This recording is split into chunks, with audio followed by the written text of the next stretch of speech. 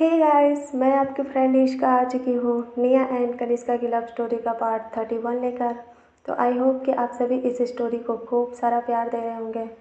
अगर आपको ये स्टोरी सच में पसंद आ रही है तो चैनल को सब्सक्राइब करके बेल आइकन ज़रूर प्रेस कर दें और साथ ही साथ वीडियो को लाइक एंड शेयर भी कर दें अपने चाहने वालों के साथ। तो चलिए बिना किसी देरी के अपना आज का एपिसोड शुरू करते हैं, पर उससे पहले हमेशा की तरह प्रीवियस पार्ट रिव्यू। पिछले भाग में आपने सुना था कि अचानक उस पार्टी में कनिष्का के दादाजी यानी कि मिस्टर राघवेंद्र यदुवंशी आ जाते हैं और वो कनिष्का की असलियत सबके सामने बयां करते हैं, यानी कि कनिष्का की सच्चाई सबको बताते हैं। ये सुनकर वहाँ मौजूद सभी लोग हैरान हो जाते हैं और उन्हें अपने कानों पर यकीन नहीं हो रहा था कि कनिष्का इतनी ज़्यादा पावरफुल और इंटेलिजेंट होगी। तो ये था हमारा पिछला एपिसोड और अब आगे। मिस्टर यदुवंशी की बातें सुनकर निया के दादाजी मानो कहीं खो से गए हों। उनके पास कोई शब्द नहीं थे कि वो अब उनसे कुछ भी कहें। उनके लिए अब सारे रास्ते बंद हो चुके थे। आखिर उनके पास अब क्या बहाना बचा था जो वो इस रिश्ते से इनकार करते, पर इसके बावजूद भी वो अभी और कोशिश करना चाहते थे। वहीं दूसरी तरफ राज और उसके दोस्त रिकी और विकी के चेहरे पर हैरानी के साथ साथ एक अजीब सी शर्मिंदगी थी। उन्हें उस पल के बारे में याद आ रहा था जब उन्होंने कनिष्का की हैसियत की बेइज्जती की थी, पर कनिष्का ने उन्हें पलटकर कोई जवाब नहीं दिया। अचानक आज उसकी सच्चाई जानने के बाद उन्होंने ये महसूस किया कि उनकी सोच बहुत ही ज़्यादा छोटी है। वो दोनों शर्मिंदगी भरे एक्सप्रेशंस के साथ एक दूसरे का मुंह देखने लगे। उनके नज़रें नीचे झुक गईं। विधि के मन में भी अजीबोगरीब ख्यालात चल रहे थे। उसे भी कनिष्का की वो गूगल वाली बात याद आ गई। उसे उस वक्त लगा था कि कनिष्का सिर्फ मजाक कर रही है, पर आज देखकर ऐसा बिल्कुल नहीं था कि कनिष्का मजाक कर रही थी।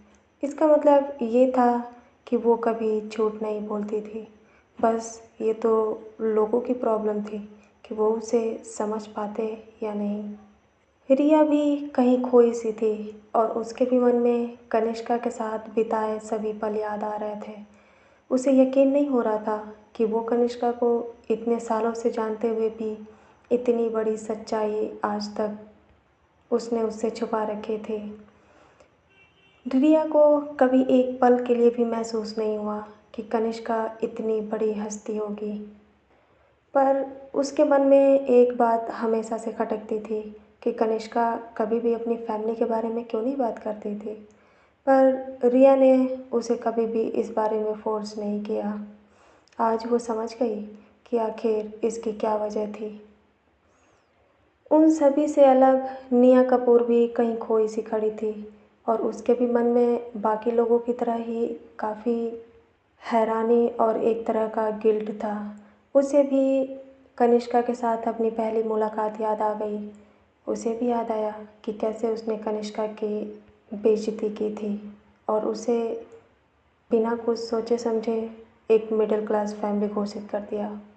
उन सभी लोगों को अचानक ये एहसास हुआ कि वो लोग अभी कनिष्का से कोसों दूर हैं। शायद वो पूरी ज़िंदगी कोशिश करें तब भी उसकी तरह नहीं बन सकते। निया को फाइनली अब समझ आया कि पानी की गहराई अंदर से जितनी ज़्यादा हो, ऊपर से वो उतनी ही शांत रहता है। कनिष्का का दिल भी किसी समंदर की तरह था। न जाने उसकी गहराई में कितने अनगिनत राज दबे पड़े थे। अचानक निया को ऐसा लगा कि जैसे वो अभी कनिष्का के बारे में कुछ भी नहीं जानती।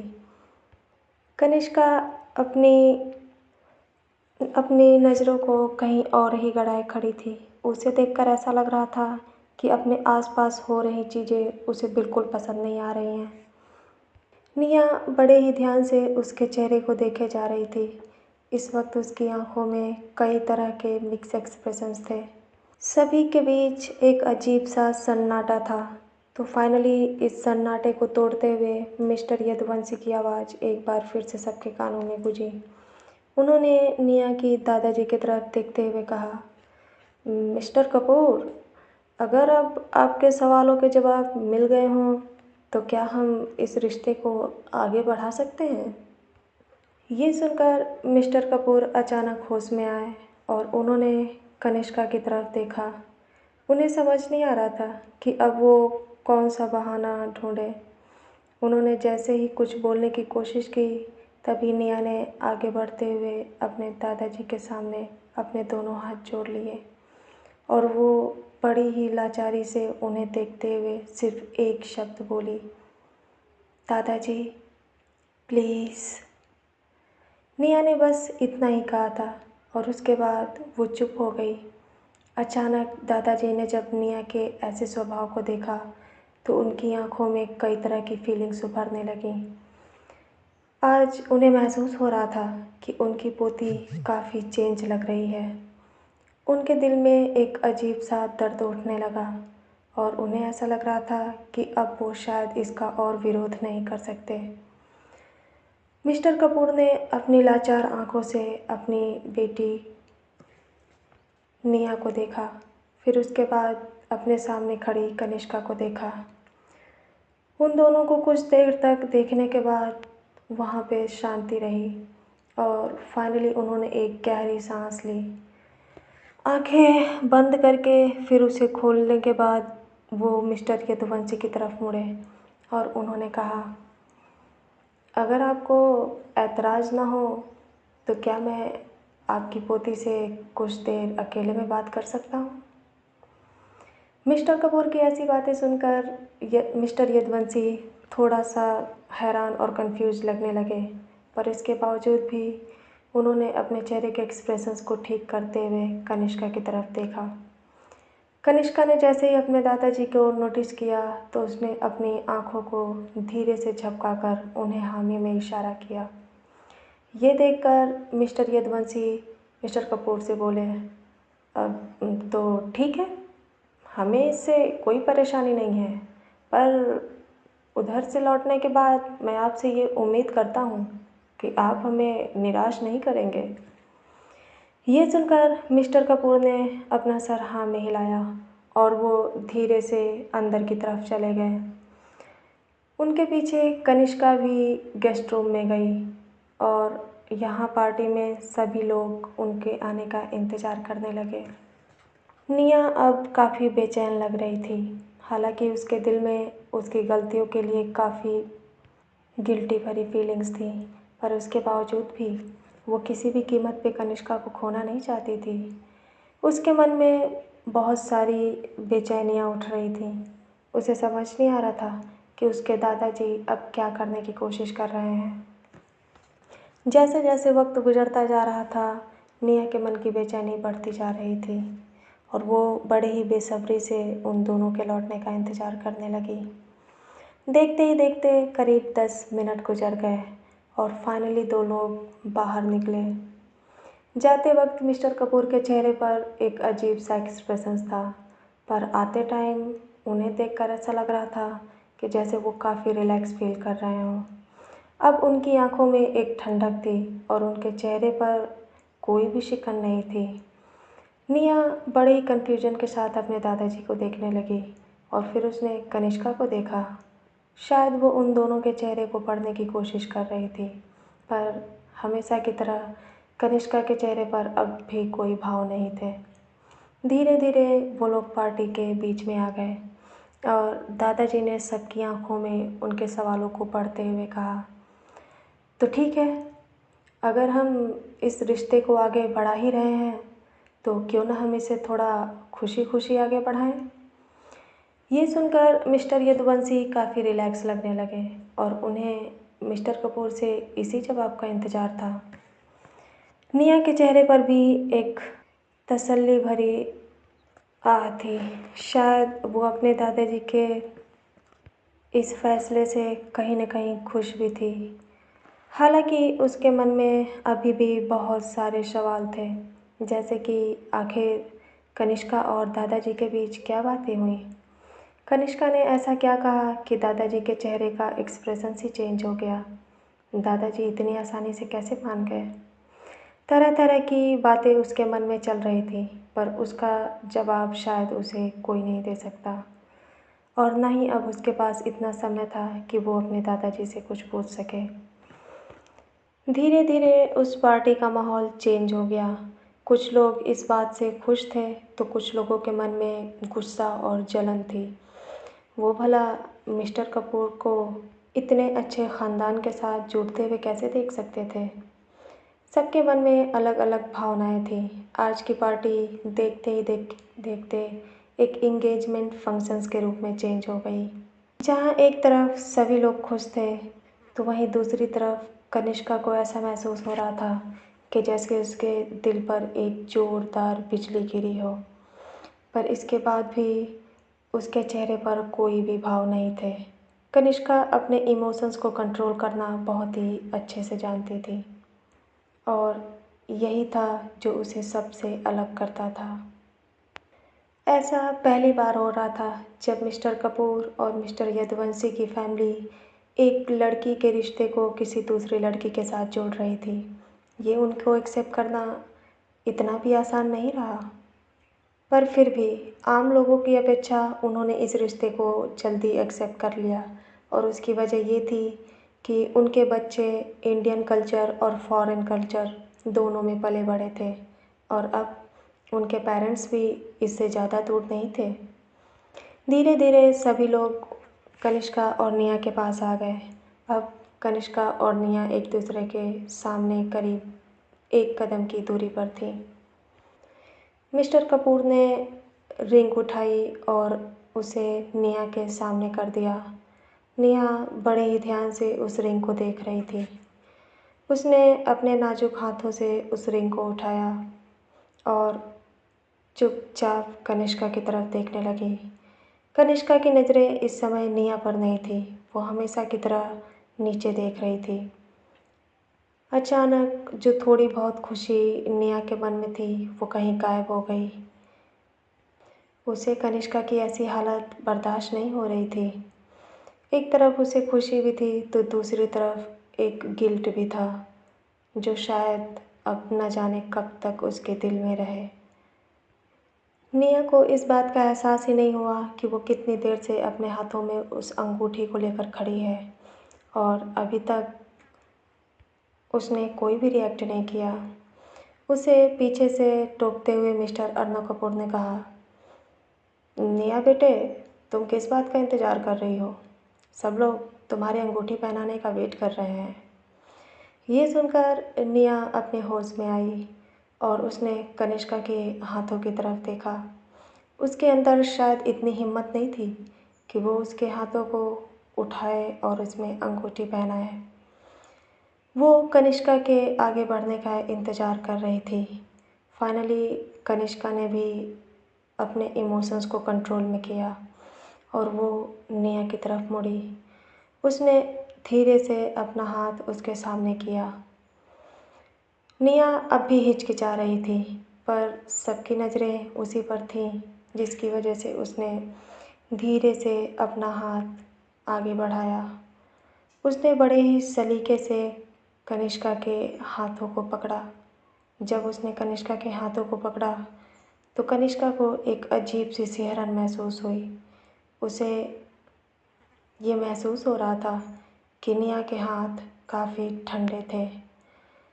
कनिष्का की आंखें थोड़ी छोटी हो गईं, क्योंकि निया के हाथ हल्का हल्का कांप रहे थे, जिसे सिर्फ कनिष्का महसूस करती थी।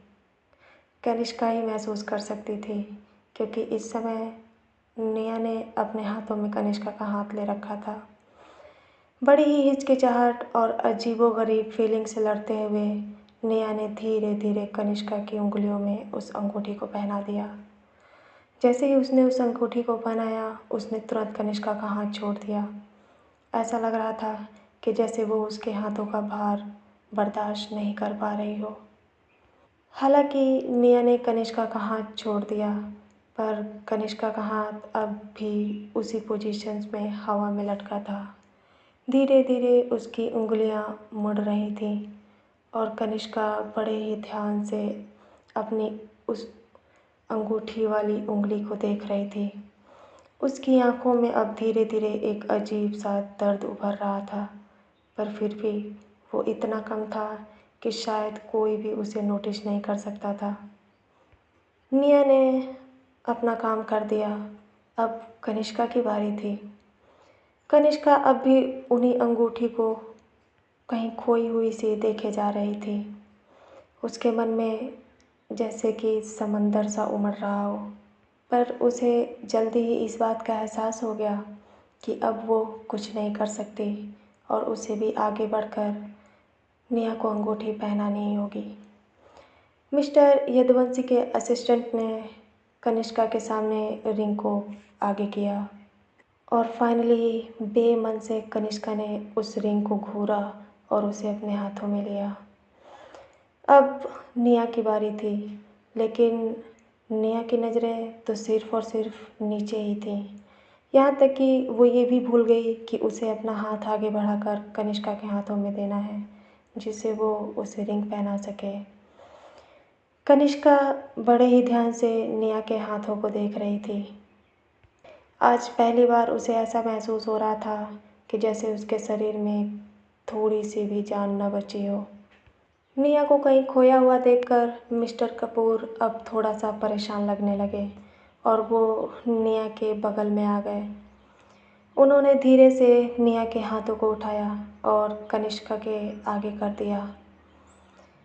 कनिष्का को मिस्टर कपूर की प्रेजेंस बिल्कुल पसंद नहीं थी। उसने निया के हाथों को धीरे से अपने हाथों में लिया।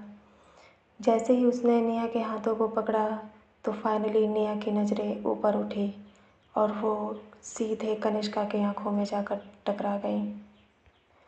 निया ने जब कनिष्का की आंखों में उस उठ रहे दर्द को देखा तो उसके दिल में अचानक सा एक दर्द महसूस हुआ। उसे लग रहा था कि जैसे वो कनिष्का के साथ नाइंसाफ़ी कर रही थी। कनिष्का ने जल्दबाजी में अपनी नज़रें इधर उधर करी और फिर उसने निया के हाथों की पकड़ कस के अपनी तरफ हल्का सा खींचा। निया सीधी हो गई और कनिष्का ने बड़ी ही बेरहमी से उसकी उंगलियों में अंगूठी को पहना दिया। उसे देखकर ऐसा लग रहा था कि वो जल्दी से इस मैटर को ख़त्म करना चाहती है और अब वो किसी तरह की इमोशंस को महसूस नहीं करना चाहती थी। जैसे ही उसने निया के हाथों में अंगूठी पहनाई तो वो वहाँ से बस चले जाना चाहती थी, पर चूँकि वहाँ इतने सारे लोग थे तो वो ऐसा नहीं कर पाई।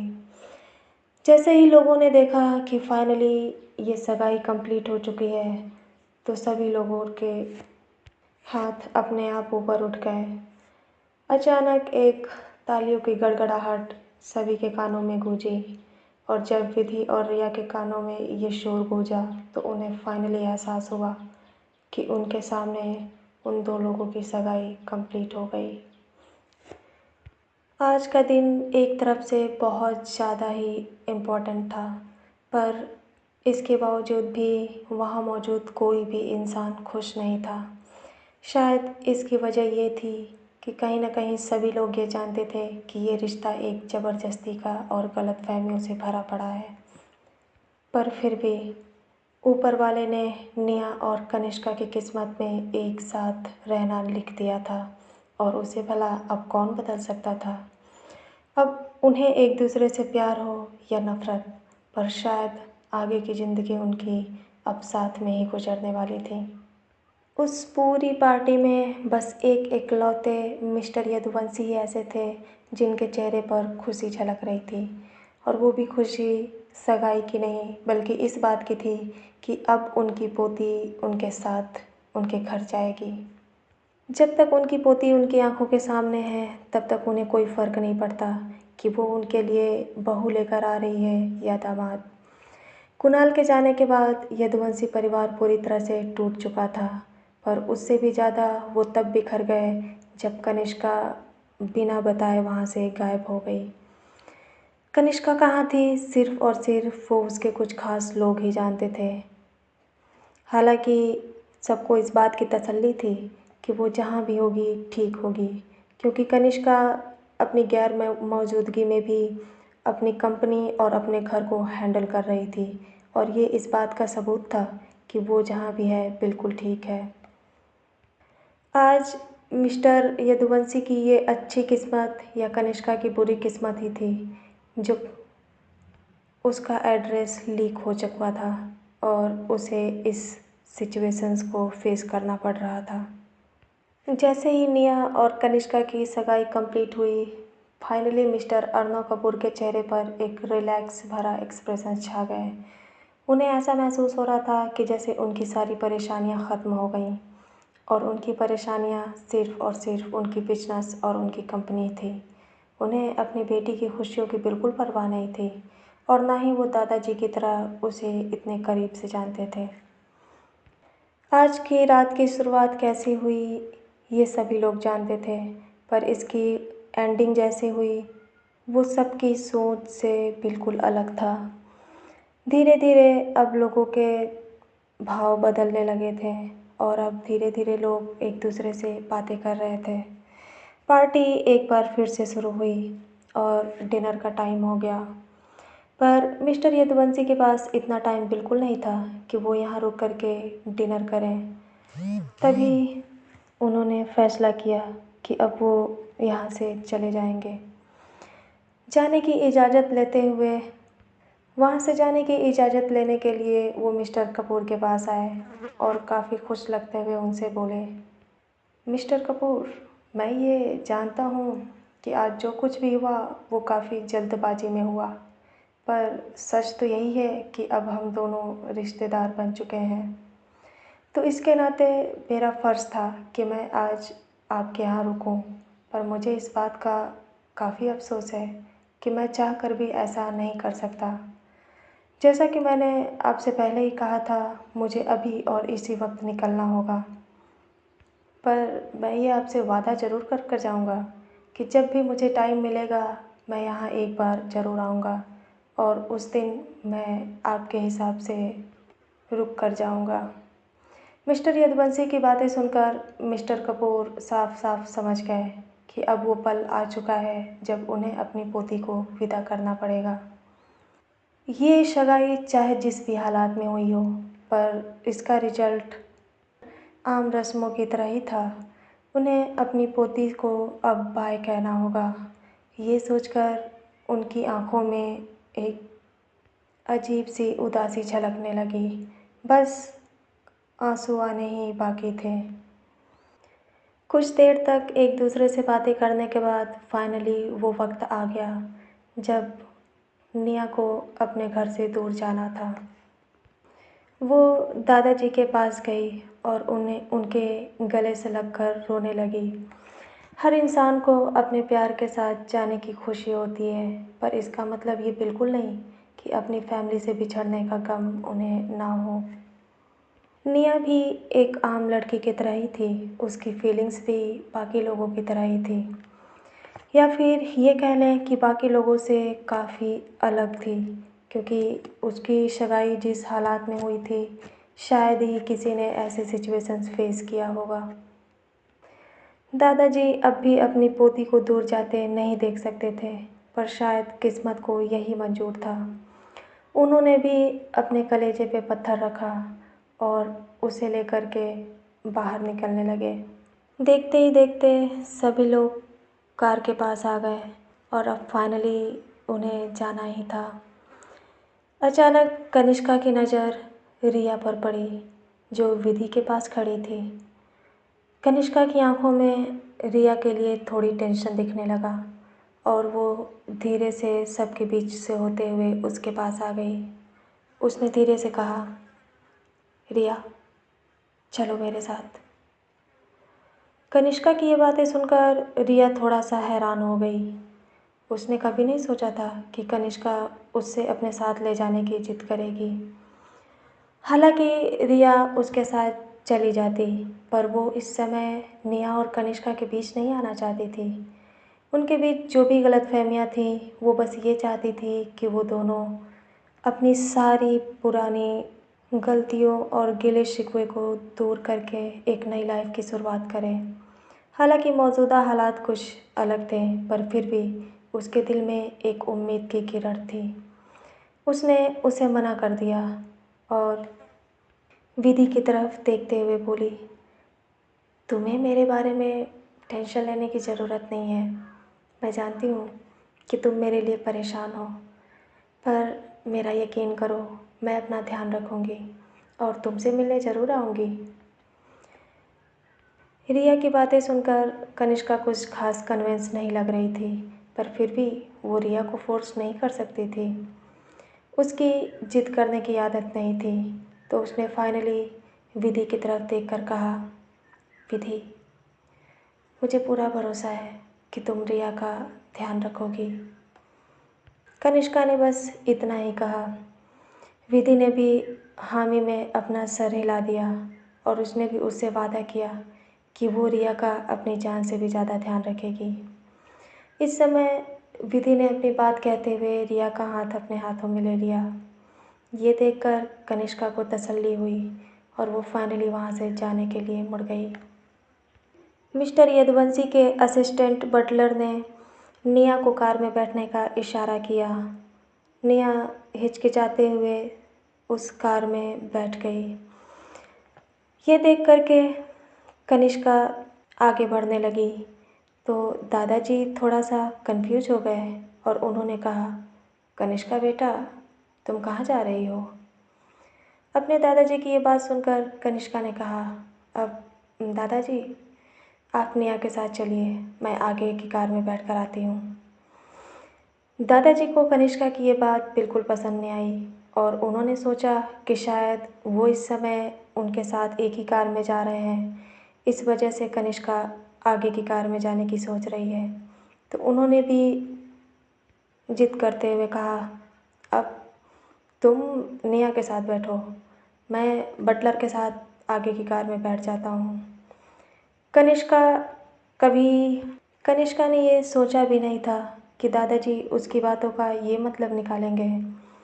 फाइनली अब वो कुछ ज़्यादा जिद नहीं कर सकती थी, तो उसने सर हिलाते हुए अपने कदम आगे बढ़ाया। ये देखकर एक बॉडीगार्ड ने रोल्स रॉयल का गेट खोला और मजबूरन उसे निया के साथ बैठना पड़ा। अब दादाजी आगे की कार में थे, जो कि सब लोग बैठ चुके थे। तो निया ने एक आखिरी नज़र अपने घर और अपनी फैमिली की तरफ देखा।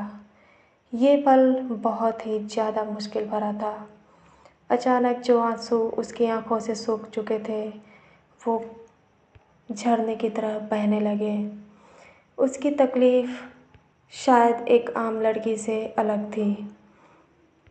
आज अगर कनिष्का के दिल में उसके लिए प्यार होता तो शायद वो इतना परेशान ना होती और वो इस दर्द को उसकी बाहों में सिमट कर ख़त्म कर देती। कनिष्का उसके बगल में ही बैठी थी, पर उनके बीच की जो खाली सीट थी वो सिर्फ़ उस सीट की दूरियां ही नहीं, बल्कि उनके दिल की दूरियों को भी दर्शा रहा था। धीरे धीरे कार आगे बढ़ने लगी और देखते ही देखते निया की आंखों से उसकी फैमिली और उसका घर, उसके दोस्त, सभी लोग पीछे छूटते गए। निया की आंखों से आंसू अब भी लगातार बह रहे थे, पर कनिष्का अभी भी निया को पूरी तरह से इग्नोर करके दूसरी तरफ बैठी थी। ये रात का समय था और करीब रात के 10 बज रहे थे। कनिष्का कार में बैठ तो गई थी, पर उसे इस बात का अंदाज़ा नहीं था कि उसके दादाजी उसे कहाँ लेकर जा रहे हैं और ना ही उसकी इतनी हिम्मत थी कि वो उनसे पूछ सके। धीरे धीरे कार आगे बढ़ती गई और निया की आंखों से उसका घर और उसकी फैमिली ओझल हो गए। धीरे धीरे निया की आंखों से आंसू बहना बंद हो गए। वो इसलिए नहीं कि अब उसके दिल में तकलीफ़ नहीं थी, शायद उसके आंसू अब सूख चुके थे और वो भी बाहर नहीं आना चाहते थे। ये मोहब्बत है, यही मोहब्बत है। एक खुशी को छोड़ना पड़ता है दूसरी खुशी को पाने के लिए। निया कपूर ने फाइनली अपनी नज़रें खिड़की से हटा ली और अब वो लाचार होकर के कार की सीट से अपना सर लगा कर के लेट गई। उसकी आंखें बंद थीं, पर उसके बावजूद भी एक बार फिर से उसकी बंद आंखों से आंसू बह रहे थे। कनिष्का उसके बगल में बैठी सामने की तरफ देख रही थी। उसने एक बार भी नेहा की तरफ नहीं देखा। जब नेहा ने कनिष्का के इस बिहेवियर को देखा तो उसे वो दिन याद आने लगे कि जब भी वो कनिष्का के साथ कार में बैठी थी वो उससे हमेशा चिपके रहती थी। पर आज सिचुएशंस बहुत अलग थी, बहुत ही ज़्यादा।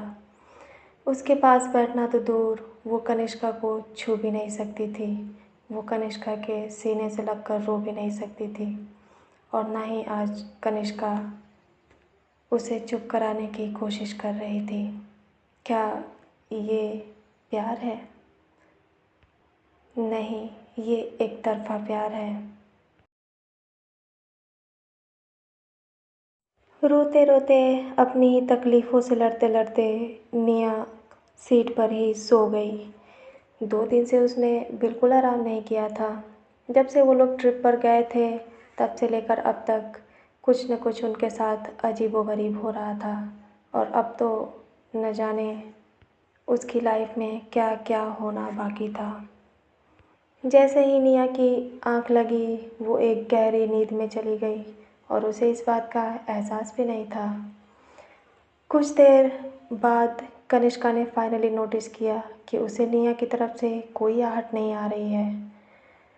बड़े ही कठोरता के साथ उसने अपनी नज़रों को निया पर घुमाई और जब उसने देखा तो उसे पता चला कि निया सो रही है।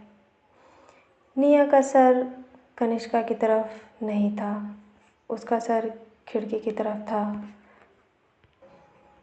कनिष्का ने जब एक बार निया को देखा तो बस उसकी नज़रें उसी पर रहीं और जैसे कि वो उससे जाकर भी नज़रें नहीं हटा पा रही थी। धीरे धीरे कार आगे बढ़ रही थी। तभी अचानक कार को एक झटका लगा और निया लगभग शीशे में लड़ने ही वाली थी। जैसे ही कनिष्का ने ये देखा तो उसने झट से रिएक्ट किया और निया और उस शीशे के बीच अपना हाथ लगा दिया। अनजाने में ही सही पर कनिष्का निया के बिल्कुल पास आ गई थी।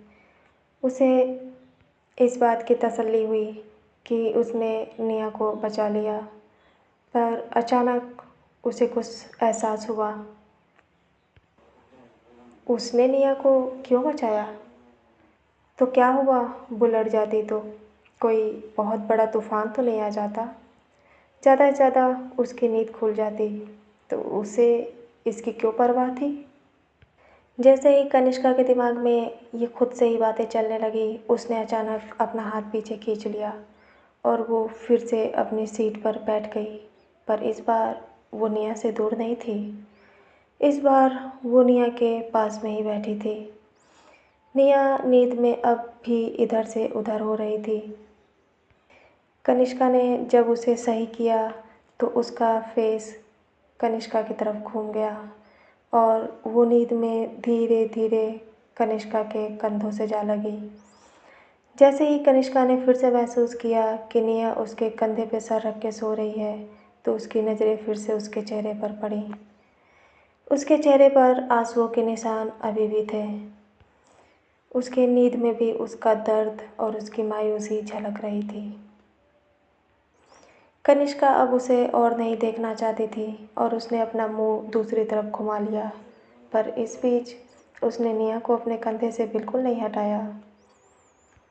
अब कनिष्का ने भी अपना सर सीट से टिका लिया और वक्त के साथ साथ उसे भी पता नहीं चला कि वो कब सो गई।